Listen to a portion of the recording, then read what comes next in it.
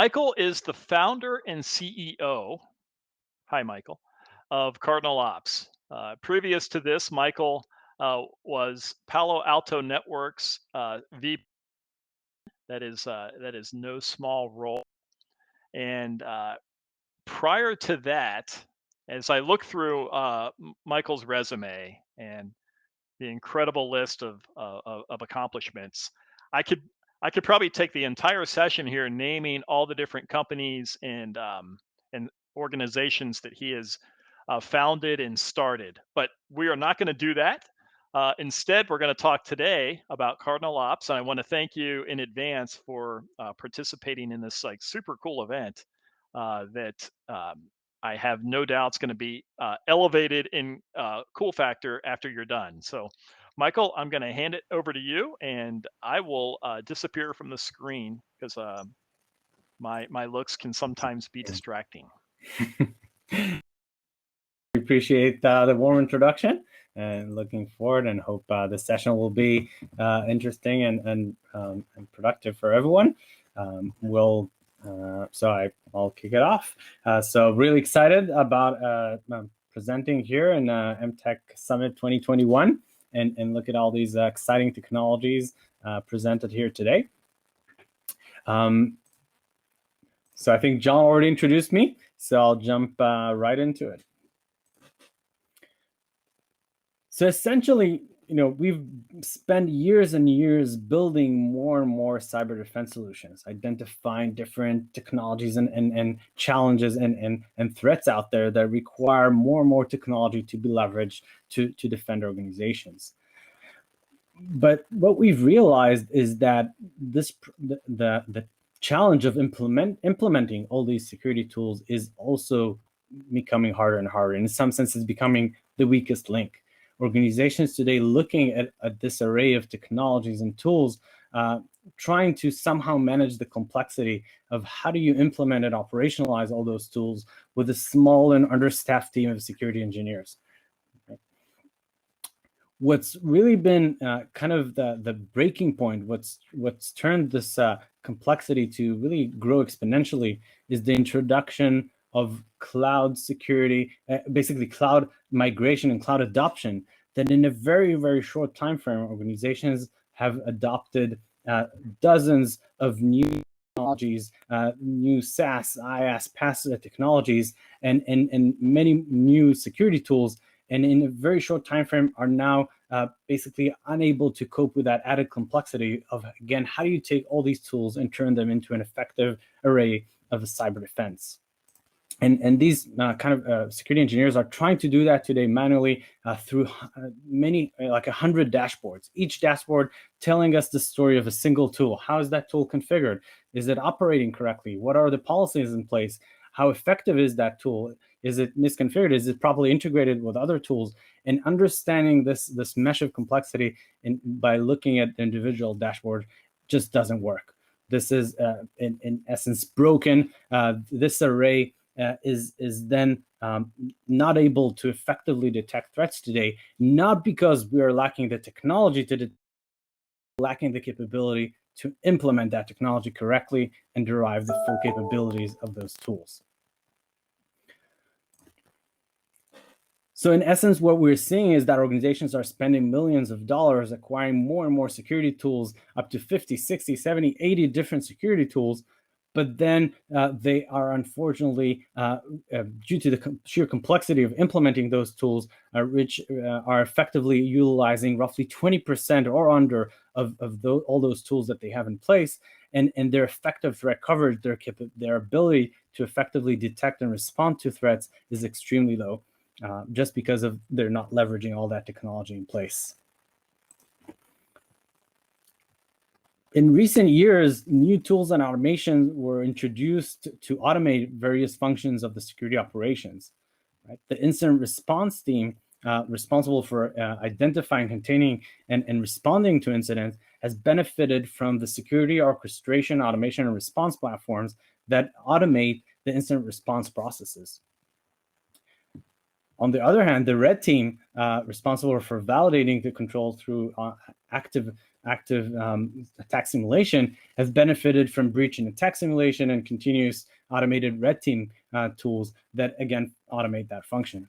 But the security engineering team responsible for building this array, designing and maintaining the tools, continuously optimizing the threat coverage, efficacy, and efficiency, were left behind, and basically without any automation to cope with that ever-growing complexity. And that's, of course, exactly where CardinalOps comes in.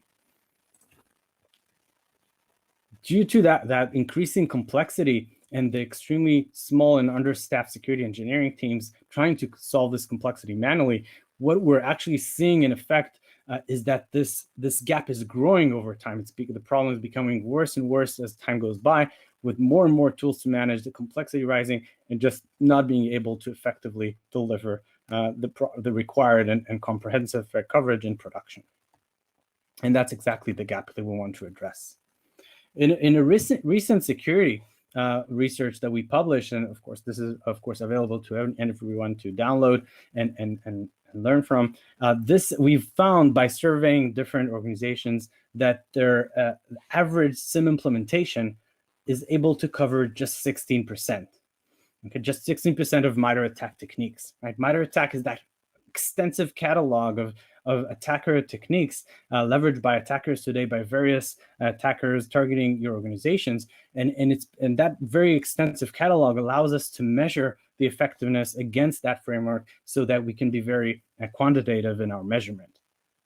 And again, what's important for me to emphasize here, it's not that the SIM is not working. It's the technology is wrong. It's just that implementing that technology is extremely hard. Getting the right configuration, getting the right data from the right assets with the right policies in place is that impossible kind of task that organizations are unable to achieve, hitting that glass ceiling of their level of maturity and implementation they can achieve.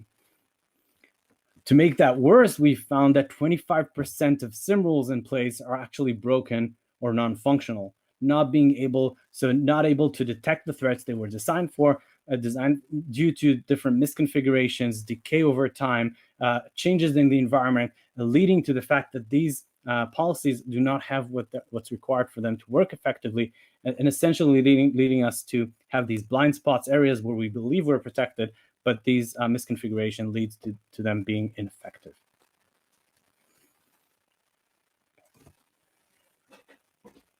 So really the realization that we came with is that the only way to solve this complexity is through automation, by basically introducing a missing platform today, what we call the threat coverage optimization platform, that sits across your entire security stack, continuously monitors and optimizes the tools that you have in place in order to optimize both their efficacy and their efficiency. Okay, in essence, this is a SaaS platform by itself that continuously collects information from your existing tools through their APIs. We basically can connect to the API and collect information about how are the tools configured, how well are they operating, what's their effective threat coverage, what policies do they have in place, what types of data are coming in and out of these tools, so that we can then analyze that information to first and foremost assess the current the current threat coverage. What attacks will your existing tools with their existing configuration be able to detect today? But we don't stop there. We want to very proactively analyze this and identify, derive recommendations that are configuration changes and integrations and missing policies that can be applied to those existing tools. Then allow them to be more effective and bridge those current threat coverage gaps. And those recommendations are so tailored and context aware to that specific organization that they're actually deployable. So you will basically with a single click, the platform will then deploy those recommended configuration changes back into the tools, and in essence providing that end-to-end automation from identifying a gap to providing the solution and implementing and remediating that gap. Okay, so to give you an example from one of our,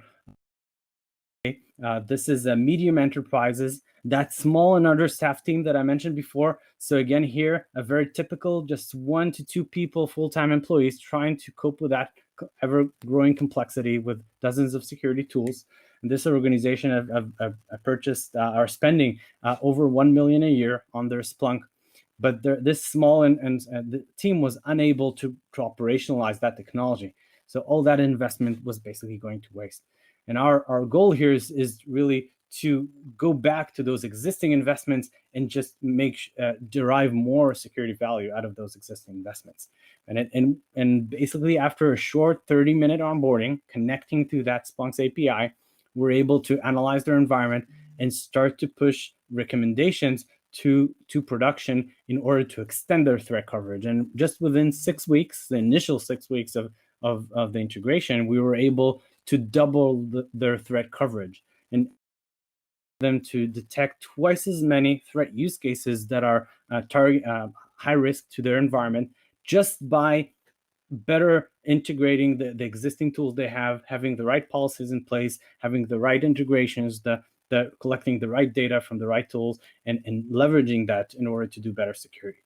So just by tying the dots, and we're not replacing anything, but rather, again, better leveraging those existing investments.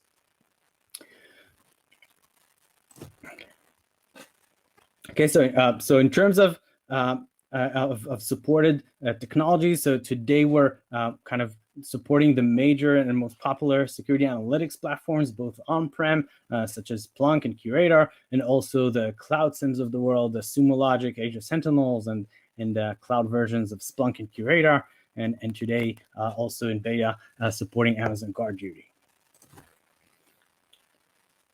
So basically, what can you expect once we're connected to a SIEM through that API? As I mentioned, a 30-minute process onboarding.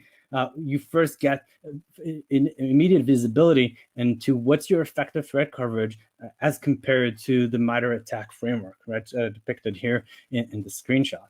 And in essence, from there, that's the starting point. And from here, what are the steps that can be taken to paint the map green, extend that threat coverage to be able to be more and more effective across more and more log source types and more and more threat use cases to increase the effectiveness of your SIEM, and through that of your SOC. Right? These would come in the form of adding missing policies and rules to your existing SIEM, and tuning and configuring the logs that come into the SIEM so that you can have wider visibility, while still optimizing the incoming logs to remove redundant logging and make space for those more important logs. And finally, in the form of identifying misconfigurations that can be fixed so that the health of the rules in place is maintained and provides their threat coverage in a consistent manner. Okay. As you may know, MITRE ATT&CK is hard to communicate to senior management. So it's a very, very detailed framework that is hard to grasp and without having very deep cyber expertise. So one of the things that we are looking to introduce is what we call the threat coverage score. In essence, what percent of those very fine and granular attack techniques our current deployment, current configuration, and current implementation of the tools is able to detect effectively, right? So in essence, what will we be able to detect and respond to? And taking that and digesting it into a single number, a single score that we can track over time and see how week after week we're able to improve our effectiveness by continuously improving the way we leverage the tools and their effectiveness.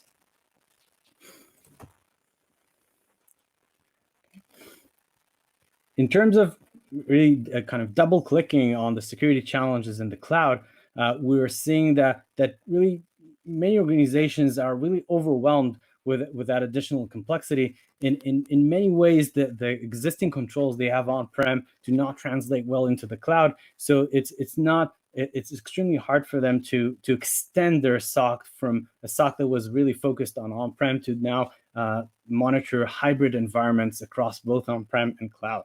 And the reason is that security infrastructure today has many built-in security technologies and capabilities. Monitoring those environments and understanding what type of technology requires what type of monitoring is extremely challenging.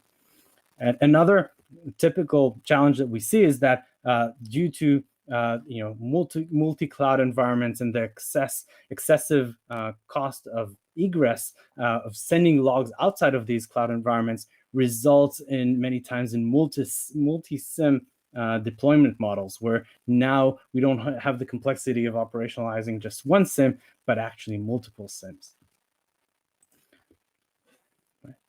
In order to cope with that complexity, we're introducing what we call cloud power-ups. These are designed to provide a boost, an initial kind of very quick onboarding of these new technologies, getting up and running with the correct configuration that would provide the right visibility into those technologies, leveraging their built-in security capabilities, and also providing our security analytics platform with the right policies and rules in order to provide that starting point of their threat coverage. And in essence, our goal here and what we are providing to our customers is the ability to get up in their cloud monitoring properly, connect these new technologies to their security monitoring, establish the right policies in place, and also leverage the embedded security capabilities in those security products so that they're up and running and able to deliver the same level and the consistent level of security across both on-prem, cloud, SaaS applications, and infrastructure.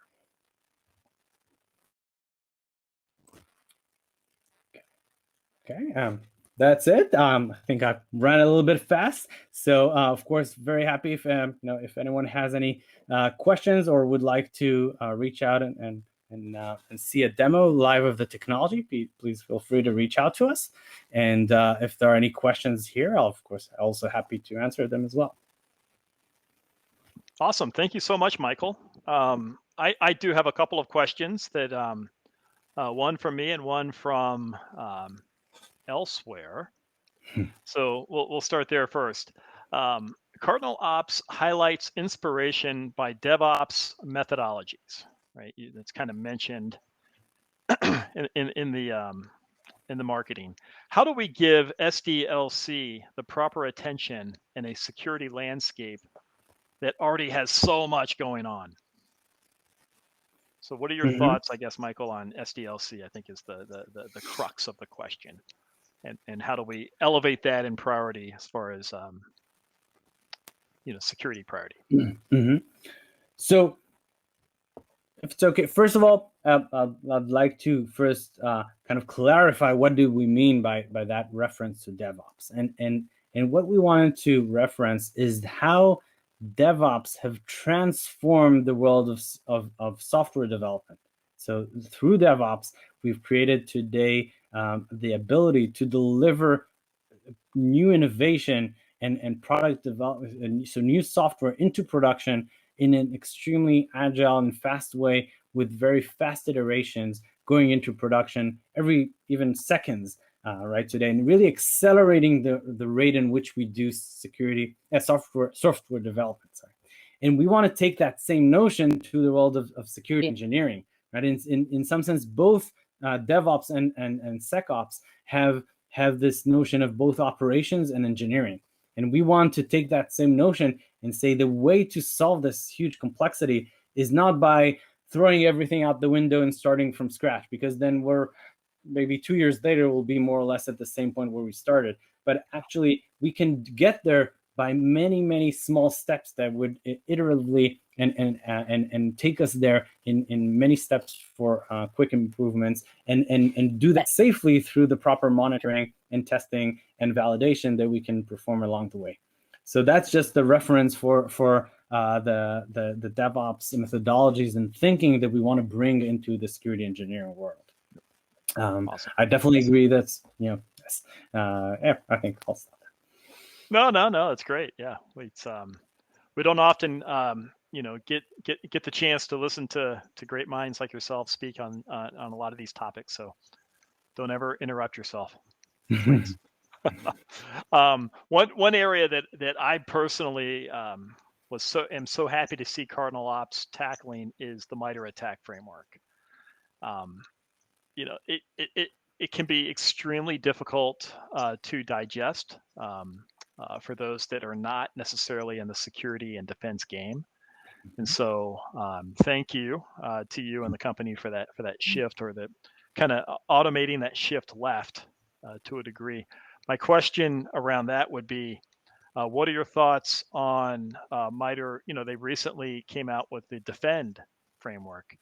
Where do we see that factoring into future iterations of CardinalOps?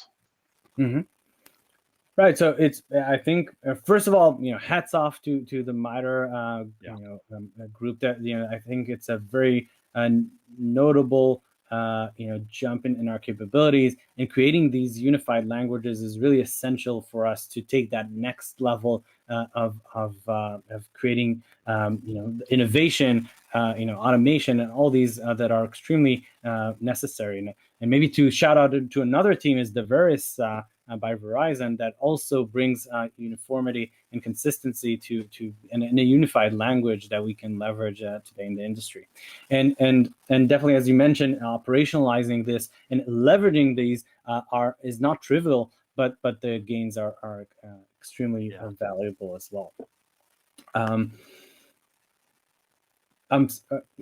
you please remind me the question? I'm sorry. Yeah, no worries at all. No problem. I was referencing their Defend framework. Oh, the Defend. Yes. Yeah. So Defend, I think, is a great first step. It's more geared towards kind of posture and hardening of our environment. So things like the criticality of having things like two-factor authentications, and how those eventually map to the various MITRE attacks. It's still not at the point where it's discussing detection and response and prevention mechanisms, but I do believe, I think the great thing about MITRE is that it's constantly evolving, and we are actually ourselves, CardinalOps has already made a contribution to MITRE back, so we want to be part of this community effort.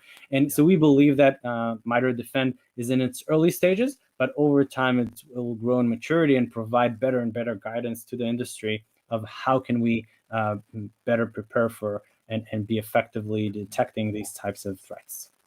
Completely agree. Yep. It's definitely going to be something for us all to keep our eyes on, no doubt. So I'll just, we have some time here, so this allows for some creative questioning. Just from me to you, I'm like I said at the beginning, very fascinated at your startup and entrepreneurial history.